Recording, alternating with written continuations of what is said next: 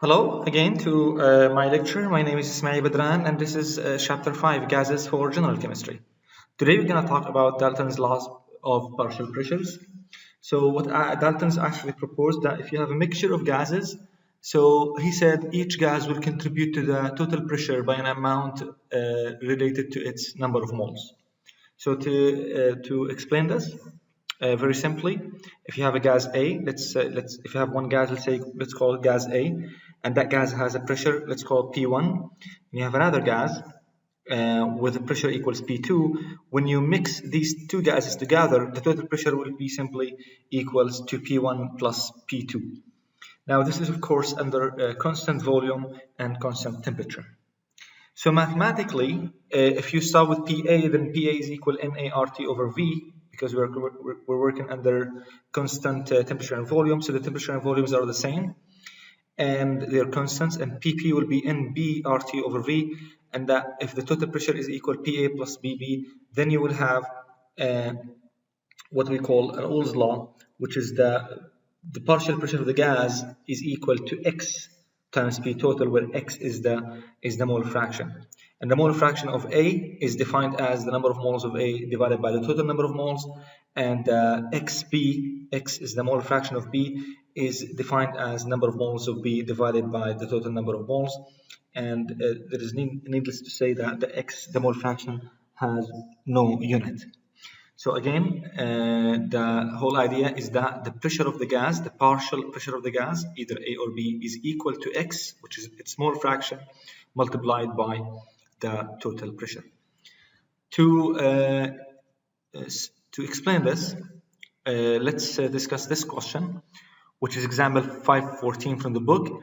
It says a mixture of gases contains 4.46 moles of neon and 0.74 mole of argon and 2.15 mole of xenon. So we have a mixture of three gases with different number of moles for each one. Let's calculate the partial pressure of the gases if the total pressure is 2 atmosphere at a certain temperature.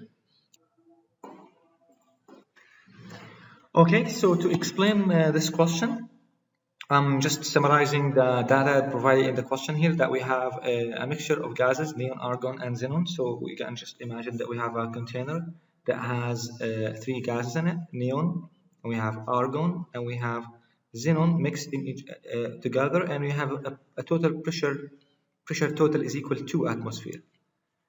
So the question says, what is the partial pressure? PI means partial pressure of each one. So from this to atmosphere, how much neon is, and how much argon is, and how much xenon is? Are they contributing different amounts or equal amounts? What is the partial pressure of each one? So I'm provided with the number of moles of each gas. So the formula here is that I'm going to use is that the partial pressure of each gas is equal to X of I times the total pressure. I have the total pressure. Now I need to, and so I have this. I don't know this. I need to calculate X, which is the mole fraction of each one. The mole fraction is equal to the number of moles of a given gas, let's get gas A, divided by number of moles total. So I need to calculate the total number of moles out of this first. So I need to add these values up. That will give me 7.35 mole. So that's number of moles total. In this case, the X of Ne, which is the mole fraction of Ne, it's equal to its number of moles, 4.46, divided by the total number of moles, which is 7.35. And that will give me a value which is 0.61. If you do the same thing for argon, that will give you 0.1. And for xenon, the value is 0.29. As you notice here, the total, so the things in purple here, these are the mole fractions, and they should add to 1. So the total number of mole fractions, if you add the mole fractions all together, they should equal to 1. So now we proceed. So X for the different gases are known, so we just say the pressure of neon is equal to its X, which is 0.61, times the total pressure, which is 2 atmosphere. And the pressure of argon would be equal to its x again, which is 0.10 times 2 atmosphere, and the pressure of xenon will equal to its x, which is the 0.29, the mole fraction, times the total pressure. That should give you answers that when you add them up, it should equal to 2, because now we have pressures. So 0.1 times 2 is 0.2, and 0.61 times 2 is 1.21, and the rest will be for the xenon, which is 0.585. And if you add this up, it will be roughly equals to 2. So this is how you solve these questions. Now imagine that if you have instead of moles, grams instead of moles for this question. He says 5 grams of neon, 5 grams of argon, 5 grams of xenon. How do you proceed? From that, you can calculate the number of moles by dividing by the molar mass, and then you just proceed as follows. So please practice these problems at home. Now, the practical application of Dalton's law is a very experimental value. Has a very experimental value here, which is collecting a gas over water. In the laboratory, we sometimes carry out reactions that produces gases. So from the amount of gas produced, we can actually gain information about the reactants or the products of the reaction. So for example, here in the test tube, in the test tube here, I'm reacting KClO3, potassium chlorate, and magnesium oxide. So with some heat, these will react vigorously and to form some oxygen gas. Everything is closed in this apparatus here, so this is very tight and closed. This area is closed. I have here a container that has water. So the oxygen produced will travel from this area through the tube, and there is no place to go, so it has to go inside this container. Now this container has some water. So here the water is oxygen will actually accumulate at the top of that water here. So water itself has a vapor pressure, and it has a value, and also we have the atmospheric pressure inside this container. So the atmospheric pressure inside this container will equal to the atmospheric pressure outside. So at sea level, the atmospheric pressure is 1 atmosphere, but if you want to do this experiment in the lab, you have to consider the atmospheric pressure inside your lab, which might be a little bit less than 1 atmosphere. The most important thing about this experiment is you need to understand that the pressure total inside the water container is equal to the pressure of oxygen plus pressure of water. So again, the pressure total inside this is equal to the atmospheric pressure plus the pressure of water. So that's written here at the bottom. P total is equal PO2 plus PH2O. So from this, you can calculate the pressure of oxygen, and from that, you can actually further carry some calculations to know how much reactants you have or how much other products you have. So the vapor pressure of water, we're going to explain this in chapter in chemistry 102 actually, but briefly, water evaporates all the time, and the vapor pressure and the vapor above the water surface makes you what we call a vapor pressure, and the vapor pressure has values in millimeter mercury. At room temperature, it's very low. It's around 22.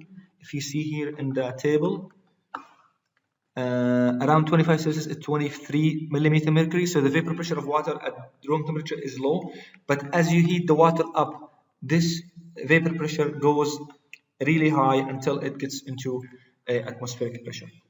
So if you want to do an experiment in the lab, you have to know what temperature you're doing this experiment at, like the room temperature, and you go to this table and you obtain the water vapor pressure from the table to apply it to your calculations. We have an example here that says oxygen gas generated by the decomposition of potassium chloride as collected as shown in figure 515. That's just the same figure I was talking about. We carried out an experiment and we obtained some oxygen. So it says the volume of oxygen collected at 24 Celsius and atmospheric pressure of 762 millimeter mercury is 128 milliliter. So you have here volume, temperature, and pressure for oxygen.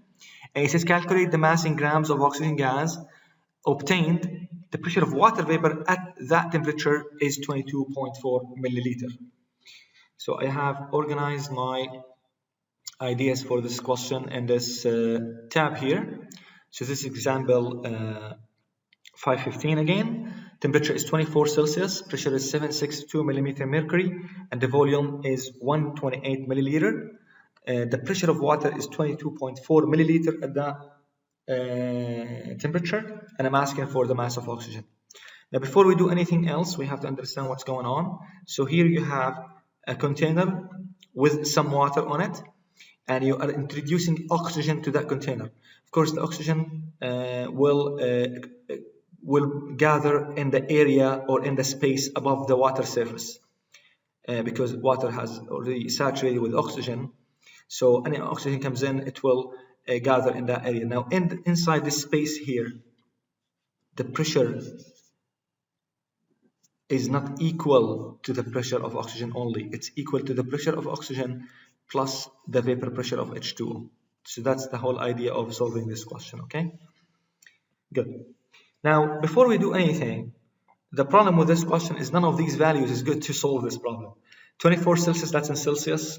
That's not good. The pressure is in millimeter mercury, so that's not good either. We have to change that into atmosphere. Even the volume is not good. 128 milliliter. We don't believe in milliliter. We have to change that into liter. So let's do that first before we carry on in the question, just to make our life easy. So 24 Celsius is actually 297 Kelvin. And 762 millimeter, that's almost 1 atmosphere, is actually 1.002. So it's 1.002 atmosphere, almost 1 atmosphere. 128 milliliter, that's 128 liters, 0.128 liters divided by 1,000. So now, the plan here is, if I need to calculate the mass of oxygen, I can get the mass of oxygen from the number of moles of O2, and the number of moles, I don't have much to do here, but to use the PV in RT equation. Okay, so we'll proceed as follows. So we say PV is equal to nRT, and therefore N is equal to PV over RT. I have the pressure, I have the volume, I have R and T and everything. The only problem is I have is the pressure. The pressure of the oxygen, how much is it? That's a question. Now I have a formula here that says P total is equal P of oxygen plus P of H2O, right? This is the formula that we introduced in the previous slide. And therefore, the pressure of O2 is going to be P total minus pH2O. So as you recall, the pressure total was almost 1, so 1022, minus the pressure of H2O, that was 22.4 millimeter mercury. You have to change that into atmosphere. That's 0.03. We forget to do that in the top. Just go back and do it, please. That's 293 atmosphere. You have everything. This is an atmosphere. This is an atmosphere. Everything has to communicate here in this question. You have to change everything to the atmosphere, and that's will equal to 0.97. 0.97 atmosphere. That's the pressure of oxygen in the container.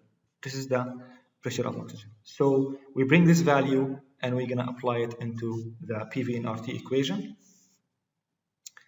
So again, we go PV and RT. That means N is equal the pressure of oxygen which is 0.973 atmosphere, times the volume. If you remember the volume, that was 128 liter. It was a milliliter, we changed it to liter.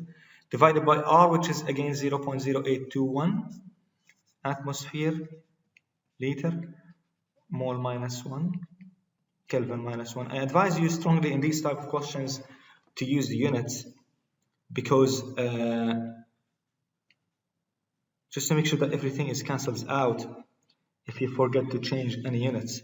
Now watch the magic here. The Kelvin goes, so let's choose another color. So the Kelvin goes with the Kelvin minus 1, and the liter goes with the liter, the atmosphere goes with the, and you are ending up with mole minus 1, which goes to the top, and you will have the answer in number of moles. So number of moles, in that case, if you do the math, that will be equal to 0.00511 moles.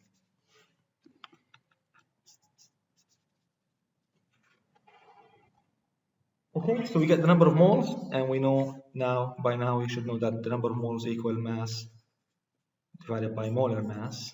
In this case, the mass is equal to the number of moles times the molar mass, which is equal to this number here, multiplied by the molar mass of oxygen. Remember, we are dealing with oxygen, not oxygen, so this is the one we're going to use. Oxygen is 32 gram per mole.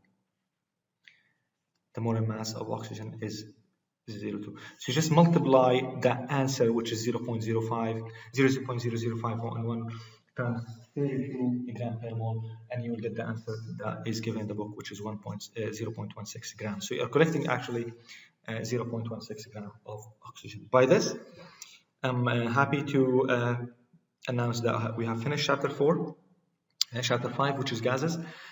Please go ahead and solve the practice exercises under each of these examples. It's very important that you solve the practice exercises under each example in the book, as well as solving all the online assignments and end of chapter questions. Good luck and thank you, and have a great day.